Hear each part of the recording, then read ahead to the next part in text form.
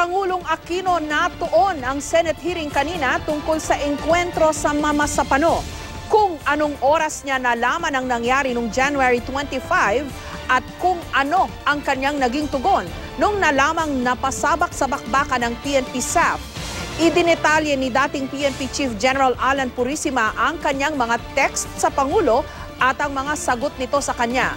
Lumalabas na may miscommunication sa pagitan ni Purisima at ng Pangulo at gayon din sa pagitan ni Purisima at Lieutenant General Rustico Guerrero ng Armed Forces Western Mindanao Command tungkol sa reinforcement para sa PNP SAF. Live mula sa Quezon City, may report si Jam Sisante. Jam? Jessica, kung noon malabo kung sino talaga yung nagsabi kay Pangulong Noynoy Aquino na meron ng bakbakan sa Mama Sapano, kanina luminaw na ang una niya nakausap dito ay ang nooy suspendido ang PNP Chief na si Director General Alan Purisima. Yun nga lang, mukhang may maling impormasyon na nakarating sa Pangulo. Sa pagdinig ng Senado kanina, inamin ng nagbitiw na hepe ng PNP na si Police Director General Alan Purisima na siya ang nagsabi kay Pangulong Aquino tungkol sa kinahinatnan ng operasyon sa Mama Sapano. Pinabasa kay Purisima ang palitan nila ng text message ng Pangulo sa pagdinig kanina sa Senado. 5:45 ng umaga ng January 25, ipinaalam ni Purisima sa Pangulo na napatay sa operasyon ang Malaysian bomb maker na si Zulkifli Binhir alias Marwan pero naiwan ang kanyang katawan. Sumagot sa text ng Pangulo matapos ang halos 2 oras para itanong kung bakit naiwan ang labi ni Marwan. Tinanong din ng Pangulo kung ano nangyari sa 2 pang target. 7:48 AM, sumagot si Purisima kay Pangulong Aquino. Paliwanag ni Purisima na iwan ang labi ni Marwan dahil pinaulanan ng bala ang mga PNP SAF Komando ng hanggang 20 armadong elemento mula sa lokasyon ng isa pang target na si Basit Usman. Kaya umalis agad ang mga PNP SAF trooper matapos kumuha ng litrato at ilang ebidensya. 7:59 AM, sumagot ang Pangulo. Binanggit niya na sa pagkakaalala niya, bukod sa 160 SAF trooper na kasama sa operasyon, may ayuda rin mula sa iba pang unit ng PNP at AFP. Bakit daw hindi kaya magapi ang mga kalaban kung nasa hanggang 20 lang naman sila? Sa text naman ni Purisima noong 8:17 AM, sinabi niya sa Pangulo na suportado na ng mechanized and artillery support ang mga SAF trooper. Makalipas ang halos 6 na oras, nag-text muli si Purisima sa Pangulo para ipaalam na maraming casualties sa panig ng PNP SAF. Kinwestiyon sa pagdinig si Purisima kung bakit ni sinabi sa Pangulo na may mechanized at artillery support na mula sa military noong umaga, gayong wala naman. Tinext niyo rin po si Pangulong Aquino. They are supported by mechanized and artillery support, sir. Mga bandang alas 7:30 po ng umaga to. Was this an accurate statement? That was the information I got from the West Mincom commander, Your Honor, that we are supported by mechanized artillery and infantry elements. Sir, supported past tense, hindi future tense. So binigay niyo impormasyon kay Pangulo ng alas 7:30 ng umaga, meron ng artillery at mechanized support. I was just relying, Your Honor, on what was informed to me by the West Mincom commander and You're referring to General Guerrero? Yes, Your Honor. Nirelay niyo lamang yung sinabi niya? Yes, Your Honor. But now, you realize that that was not true? Yes, Your Honor. Pero tila hindi pala nagkaintindihan si Purisima at ang pinuno ng Western Mindanao Command na si Lieutenant General Rustico Guerrero. I texted him that, to quote, meron ng coordination sa ground, tank, infantry, and artillery support are made available. It was sent at 8:03, Your Honor. And my intent in telling him about this is these are the available forces on the ground. Meaning, ito po yung nakalay down sa area ng Maguindanao. That we have mechanized infantry and artillery that are available to support their forces. Hindi ko po sinasabing pumuputok na yung artillery at nanodoon na po yung mga tangke. Ito po ay call ng ground commander. Ang sinasabi ko lang po, ito po ang available sa area kasi ngayon lang kayo nagsabi. Kung sinabihan po kami earlier, I could have deployed air assets the day before. Dagdag pa ni Guerrero, alas 6 ng umaga pa lang, sinabihan na niya ang 6th Infantry Division ng Philippine Army na tulungan ng mga SAF trooper na naiipit sa bakbakan kahit kulang ang ibinigay sa kanilang impormasyon ng PNP tungkol sa operasyon. Nagpadala raw ng mga tangke ang 6ID pero hindi makausad ang mga ito kasi maputik ang daanan sa lugar. Ang artillery naman, hindi nila mapaputok dahil kulang sila sa impormasyon. Hindi raw kasi nakipag-ugnayan ng SAF ng mas maaga. In firing or in the utilization of artillery, three things are to be considered and are of equal importance. Una po ay ang hitting the target or hitting the enemy. Second po ay kailangang hindi natin matamaan or avoidance of hitting our own troops or tinatawag po nating friendly fires. Pangatlo po ay avoidance of hitting civilians or inflicting collateral damage. Nagturuan naman sina Purisima at inalis sa pwestong hepe ng PNP SAF na si Police Director Getulio Napeñas kung sino ang dapat nakipag-ugnayan sa mga nakatataas na opisyal tungkol sa Oplan Exodus. Matatanda ang sinabi na noon sa pagdinig ni Napeñas na sinabihan siya ni Purisima na siya na ang bahalang magsabi kay AFP Chief of Staff Pio Gregorio Catapang Jr. tungkol sa operasyon. Pero kanina, iginigiit ni Purisima na suspendido siya noon kaya't hindi niya responsibilidad ang koordinasyon. During this operation, Your Honor, it should be General Purisima because that was then his statement when we left yung sa bahay pangarap during January 9. So, General, you're the one supposed to make the coordination. Am I correct? No, Your Honor. What I volunteered to do was to inform, not to coordinate. Okay, we have a situation now where General Napeña says it should be you, and now you're the one saying that it's not you. Am I correct? Is that what you're saying? Your Honor, information is different from coordination. So what I volunteered to do, Your Honor, is to inform General Catapang. No, I'm not talking about General Catapang. I'm talking about time-on-target coordination with the Secretary of the local governments and the PNP Chief. That is also included, Your Honor. Yes, but General Napeñas is saying it's your responsibility to do the coordination. You just heard him. Your Honor, if you will remember, sir, I'm suspended during those times, Your Honor. And the authority was already delegated to the ground commander since April of that year. Sa pagdinig bukas, tatalakayin naman ang pagsaoli ng MILF ng mga armas sa mga pinaslang na SAF Commando at kung anong gagawin sa mga miyembro ng MILF na nakasagupa ng pwersa ng gobyerno lalo't umuusad sa ngayon ang usapang pangkapayapaan.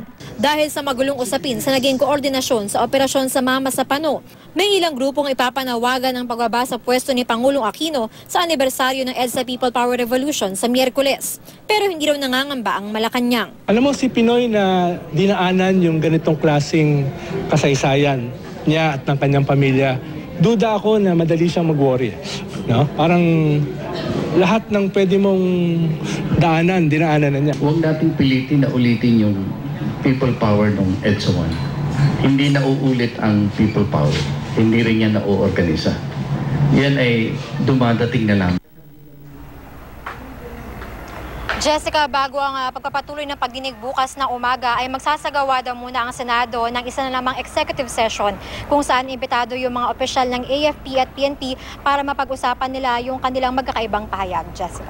Diyan matagal ko nang natatanong ito eh. Natanong ba sa Senado kanina kung bakit text lang ang komunikasyon sa pagitan ng mga general? Jessica, hindi nga yun natanong kanina doon sa pagdinig kanina. Hindi yun natanong doon sa pagdinig kanina. Maybe tingin nila ay hindi naman talaga ganun ka-urgent. Yun nga isa sa mga dapat na talagang idikdik ng mga senador kung bakit naging ganun. Bakit text lang yung naging way of communication nila. Kasi nakikita ng mga senador na parang tila walang sense of urgency yung komunikasyon ng ilang mga opisyal na involved dito sa Mama sa Pano incident. At hindi lang sa pagitan ng mga general. Kahit kahit sa pagitan ng mga general at sa Pangulo at sa iba pang matataas na civilian government officials like two secretaries, no? Secretary Gasmin and Secretary Rojas. Puro text-text ang nababanggit nilang komunikasyon eh. Gayong buhay ang nakasalalay dito at considering na tinatawag nilang HVT o high value target itong si Marwan at kahit si Basit Usman. Yes, Jessica, kanina sabi ni dating SAF Chief na Peñas, minsan naman daw ay tumatawag siya doon kay General Purisima pero karamihan nga ay text yung kanila naging komunikasyon. Doon naman sa kaso ng iba pang opisyal, sila President Aquino, yung mga opisyal ng AFP, si AFP Chief Katapang at si Secretary Gasmin at Secretary Rojas, hindi nila kailangan mag-text sa isa't isa kasi magkakasama nila sila doon sa Zamboanga at napag-usapan nila yung insidente nung bandang alas 11 ng umaga. Jessica. Jam, ano ang nakukuha niyong inside information? Was this just a plain and simple kaso ng miscommunication or katulad naman sinabi ng ilan sa mga senador kanina, failure of communication? Or maski pa paano ba may pumapasok dito na yung dynamic bagamat itinatanggi ng both AFP and PNP na may alitan sila or okay naman daw sila. Pero somehow, does that come into play, yung dynamic between the AFP and the PNP? Jessica, nakita naman natin sa nakaraang apat na pagdinig na mukhang ang ugat talaga nito yung hindi kawalan ng tiwala sa pagitan ng AFP at ng PNP doon sa lugar na yon, doon sa may bahagi na yon ng Mindanao. Dahil sinabi nga ni SAF Chief na Peñas, sa mga nakaraan nilang operasyon, sinasabi nila sa AFP, kino-coordinate nila yung mga plano nila na pagtugis kay Marwan, pero ang nangyayari ay nagli-leak.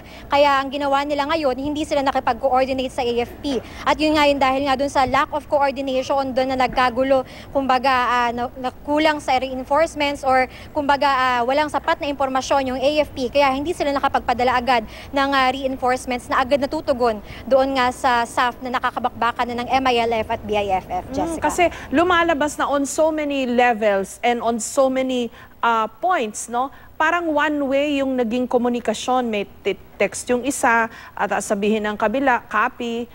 Yung pala, una-una, hindi pala pwedeng basta kakanyunin yung isang lugar. Meron palang mga parameters yan. Pangalawa, hindi pala pwedeng umusad yung tangke kasi malambot yung lupa. Pero tapos pangatlo, yung sinabi ni General Purisima at ni General Guerrero, hindi malinaw kung agad na ba yun na reinforcement o sinabi lang pala nung isa na made available lang daw yung mga mechanized artillery or reinforcement na hinihingi nung isa. So in other words, kung nag-usap ng diretso ang dalawang communicators, no, malalaman nila na hindi pala po pwede ganyan. Pero parang yun ang wala Parang naging one way ba yung komunikasyon sa pagitan ng mga importanteng players, importanteng mga personalidad dito sa nangyari? Tama ka, Jessica, nagkaroon nga ng miscommunication on so many levels dahil sa kagustuhan nila na matugis si Marwan, talagang tinago or ginawang sikreto itong operasyon na to na hindi sinabi dun sa mga tao na dapat makaalam tungkol dun sa operasyon. Kanina nga, dinedefine pa yung ibang mga termino tulad ng time on target. Ano ba talaga yung time on target? Tapos meron pang problema nga dun sa komunikasyon mismo sa pagitan ni General Purisima at ni General Guerrero. Hindi sila nagkaintindihan kung ano ba talaga yung mga pinadalang suporta o yung kayang ipadalang suporta doon sa SAF on the ground. Kaya talagang mukhang kailangan maraming ayusin or reconcile yung AFP at PNP kapag nagpulong sila bukas sa executive session. Jessica. Jam, alam mo, nabanggit mo kasi pag nanood ka nung hearing, you get the sense na maraming detalye pa ulit-ulit. Bagamat in fairness, nakikita naman nating umuusad yung hearing, no? Kasi today, for example, doon na sa Pangulo natuon yung pagtatanong about kung anong oras niya nalaman, anong ginawa niya, etc. Ang next na gulong ng hearing, I'm sure tinatanong na marami nating kababayan, lalo na yung mga tumututok sa hearing, mag-a-appear ba? Iimbitahin ba ng Senado ang Pangulo? Kasi sa kanya natuon yung mga tanong ngayon Jessica, sabi ng mga senador, bagamat merong mga question na kumbaga ang Pangulo lang ang makakatanong, ay ang makakasagot, hindi rin nila pwedeng i-compel si Pangulong Noynoy Aquino na dumalo doon sa pagdinig dahil may kortesiya sa pagitan ng magkakahiwalay na sangay ng gobyerno. Gayunpaman, hindi naman ibig sabihin nito, hindi pwedeng magsalita ang Pangulo tungkol doon sa insidente. Hinihimok nga siya ni Senador Bongbong Marcos na magbigay ng pahayag ukol doon sa insidente at linawin na talaga kung ano ba talaga nangyari, ano yung naging bahagi niya doon sa pagpaplano o sa operasyon sa Mapa sa Pano. So he can be invited. The President can be invited. He cannot be compelled unless I understand sa rules sa impeachment lang yung pwede nilang i-compel ang Pangulo, no? But can he be invited by the Senate on this case? Ang sinasabi, Jessica, ng mga senador, I suppose they can invite, but they respect yung separation of the branches of government. Pwede rin, para kumbaga, ayaw nila i-touch yung ganong aspeto, kumbaga, hayaan na lang nila yung Pangulo na, kumbaga, ipaliwanag ang sarili niya sa publiko. Kanina, lagi niya ma-invited halos sa bawat pagdinig si Executive Secretary Jojo Ochoa para, I suppose, para ibigay yung panig ng Pangulo, pero hindi siya dumadalo. Ang ginagawa niya, nagpapadala siya ng kinatawan. At kanina lang, sa ika-4 na pagdinig, nagsalita yung kanyang kinatawan, pero limitado rin yung sinabi nito. Sinabi lang nung kanyang representative na bagamat kung tutuusin executive communication yung nangyari sa pagitan ni Pangulong Aquino at ni General Purisima at pwede naman ito isekreto sa publiko, pinapayagan daw nila na sabihin ito sa publiko in the interest of transparency, Jessica. Okay, from here on, ilang hearing pa ang gagawin sa Senado, Jam? Jessica, sa ngayon, ang pinaplano pa lang ay ang pagdinig bukas. So pagkatapos ng pagdinig bukas, titignan nila kung kailangan pa nilang magsagawa ng mga susunod na pagdinig. Ang gusto ng mga senador, matapos ito sa lalong madaling panahon at malaman nila agad yung katotohanan para makamove on na sila doon sa next phase at yun na yung deliberasyon doon sa panukalang Bangsamoro Basic Law, Jessica. Maraming salamat sa iyo, Jam Sisante.